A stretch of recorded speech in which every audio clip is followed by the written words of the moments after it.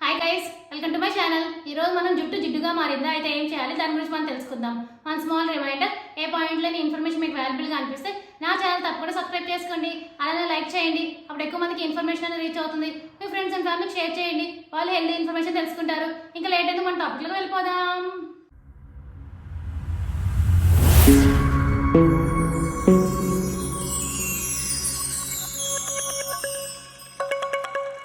వాతావరణ మార్పులు, పదే పదే చేతులను జుట్టు మీద పెట్టడం, విటమిన్ బి లోపం, హార్మోనల్ ఇంబ్యాలెన్స్, చుండ్రు వంటి కారణాల వల్ల మన జుట్టు అనేది జిడ్డుగా మారుతూ ఉంటుంది.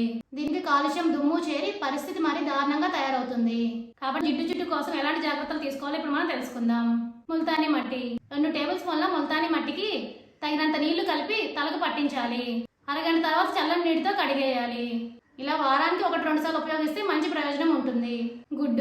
గుడ్డులోని పచ్చసొన తీసుకొని దాంట్లో 1 టేబుల్ స్పూన్ నిమ్మరసం కలిపి తలకు పట్టించాలి. 30 నిమిషాల తర్వాత చల్లని నీటితో కడగాలి. గుడ్డులోని పచ్చసొన జుట్టు కుదుళ్లను స్ట్రాంగ్ చేస్తుంది.